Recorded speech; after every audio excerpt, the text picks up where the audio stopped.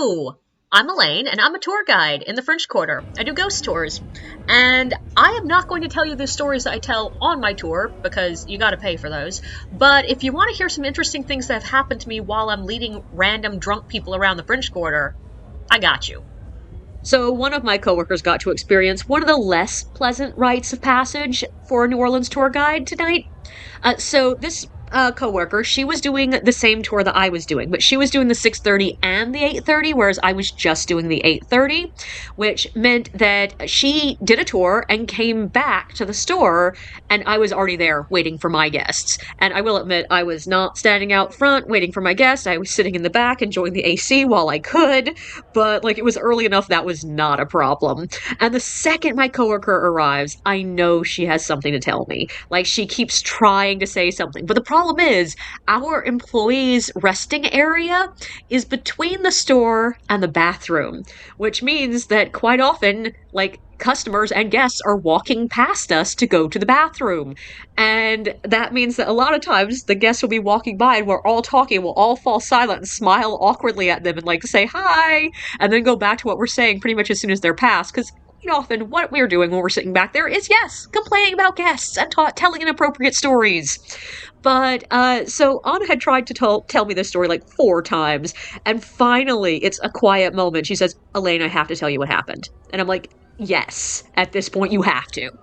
And she explains that on her 6:30 tour, she had some really nice guests, whatever, but she also had one group that was just a little bit weird.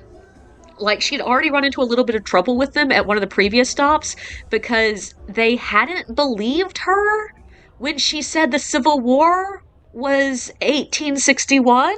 Like, she didn't tell me the full story because she wanted to get to the more important bit, but I don't understand what happened there. But she jumped ahead to be like, okay, and then we get to the Lalaurie Mansion. And if any of y'all don't know anything about New Orleans stories, I will tell you that is a rough story. That is a story about a woman who abused her enslaved people. We don't know how many people she killed because there are not records.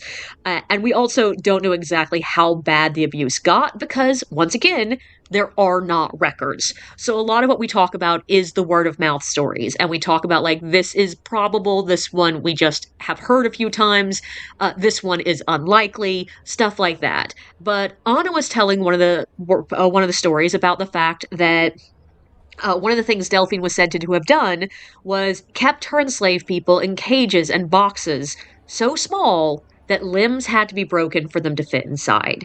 And usually it's one, but the stories vary over whether it's a woman or a man. So, she was just leaving a general someone.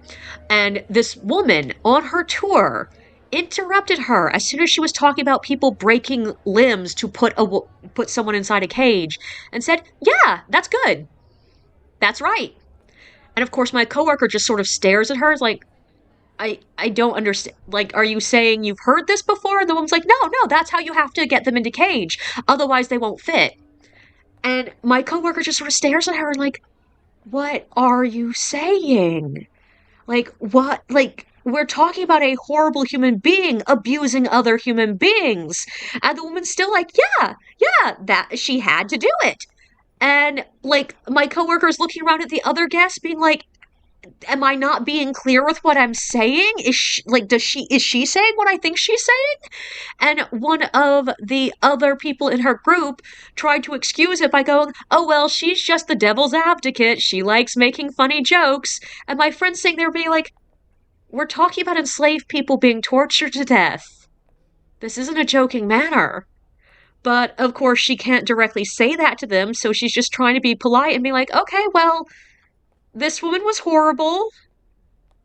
I'm just going to continue the story. And she just had to go on.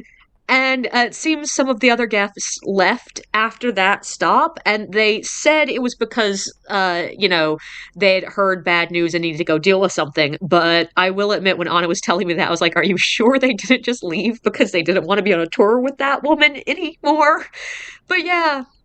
And the sad thing about this is, even though it's not as common as I had feared when I got this job, almost every tour guide I know has at least one story of someone making inappropriate jokes about people being tortured to death at that house, or just outright stating that they think that's good.